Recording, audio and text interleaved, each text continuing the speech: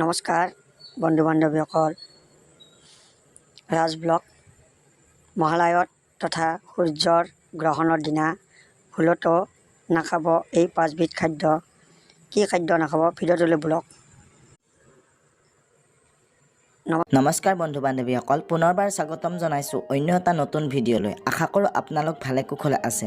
বন্ধু বান্ধৱীসকল, এইবাৰৰ মহালয়া শাস্ত্ৰ অনুসৰি খুবেই বিশেষ, কাৰণ এইবাৰৰ মহালয়াৰ দিনাই হ'ব এই বছৰৰ অন্তিমটো সূৰ্যগ্ৰহণ, যাক কংকনাকৃতি সূৰ্যগ্ৰহণ বুলি কোৱা হয়।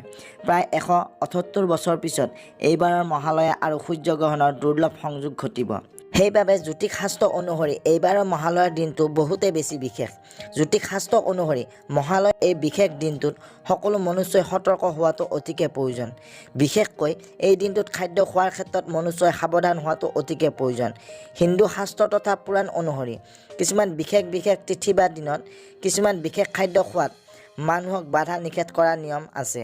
কিন্তু বৰ্তমান সময়ত আধুনিকতাৰ প্ৰকোপত বহু মানুহে এই ধৰ্মীয় ৰীতি নীতিসমূহৰ কথা পাহৰি পেলাইছে আৰু কিছুমানে জানি বুজিও এই কথাবোৰ আওকাণ কৰে, যাৰ পৰিণতিত তেওঁলোকৰ জীৱনলৈ নভবাকৈয়ে নামি আহে অমংগল। এনেবোৰ ভুলৰ বাবে কিছুমান মানুহে গোটেই বছৰটো নানান প্ৰকাৰৰ বেমাৰ আজাৰ দুখ দৰিদ্ৰতাত ভুগিবলগীয়া হয়। সেইবাবে ধৰ্মীয় শাস্ত্ৰ ৰীতি নীতি আদি মানি চলাটো মানুহে এই ক্ষেত্ৰত সাৱধান হোৱাটো অতিকে প্ৰয়োজনীয়। বন্ধু বান্ধৱীসকল, মহালয়া হৈছে দেৱী পক্ষ অৰ্থাৎ মাতৃপক্ষৰ আৰম্ভণি আৰু পিতৃপক্ষৰ অন্তিমটো দিন। শাস্ত্ৰ অনুসৰি এই মহালয়াৰ দিনা দেৱী দুৰ্গা মা ধৰালৈ আগমন কৰে। আমাৰ হিন্দু ধৰ্মত মহালয়াৰ এই দিনটোত অতিকে আনন্দ আৰু অপৰিসীম। লগতে এইবাৰৰ এই দিনটোতে বছৰটোৰ অন্তিমটো সূৰ্যগ্ৰহণ আৰু অমাৱস্যাও পৰিছে। গতিকে এনেকুৱা এটা মহত্বপূৰ্ণ দিনত আপুনি কি খাদ্য গ্ৰহণ কৰিব লাগে আৰু কোনবোৰ গ্ৰহণ কৰিব নালাগে সেই কথাটোত ধ্যান দিয়াটো অতিকে প্ৰয়োজনীয়।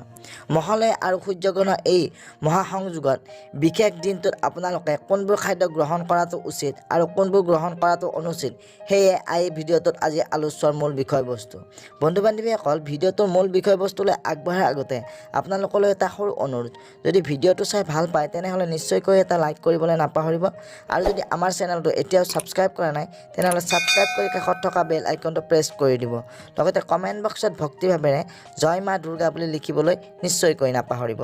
বন্ধু বান্ধৱীসকল, আজিকালি হয়তো আপোনালোকে লক্ষ্য কৰিছে বা প্ৰায়ে দেখা পোৱা যায়, প্ৰতিখন ঘৰৰে কোনো নহয় কোনো এজন সদস্য গোটেই বছৰটো নানা বেমাৰ আজাৰ বা বিভিন্ন সমস্যাৰ মাজত দীৰ্ঘদিন অতিবাহিত কৰিবলগীয়া হয়। ইয়াৰ মূল কাৰণটো হৈছে আমাৰ খাদ্য খোৱাৰ অভ্যাস। আমি বিভিন্ন তিথিত জানিয়ে হওক বা অজানিতে নানান প্ৰকাৰৰ খাদ্য গ্ৰহণ কৰি থাকোঁ, যিবোৰ আমাৰ শৰীৰে গ্ৰহণ আৰু সহ্য কৰিব নোৱাৰে, যাৰ পৰিণতিত এই বেমাৰ আজাৰসমূহে দেখা দিয়ে। আৰু এই বেমাৰ আজাৰবোৰৰ বাবে আমাৰ বহুতৰে এনে অৱস্থা হয় যে আমি যিখিনি টকা উপাৰ্জন কৰোঁ তাতোতকৈ বেছি টকা পইচা বেমাৰ আজাৰৰ খৰচতেই নাইকিয়া হয়। মহালয়া হৈছে দেৱী পক্ষৰ আৰম্ভণিৰ দিন আৰু এই দিনটোত হৈছে পূৰ্বপুৰুষক পিণ্ড দিয়াৰ অন্তিমটো দিন। সেইবাবে শাস্ত্ৰ অনুসৰি এই বিশেষ দিনটোত আমি কিছুমান খাদ্য গ্ৰহণ কৰাৰ পৰা বিৰত থাকিব লাগে। শাস্ত্ৰ অনুসৰি এনে কিছুমান খাদ্য বস্তু আছে, যদি মহালয়াৰ দিনা বা পিতৃপক্ষৰ অন্তিমটো দিনত গ্ৰহণ নকৰাকৈ আমি থাকিব পাৰোঁ তেন্তে পৰিয়ালৰ সকলো সদস্যৰ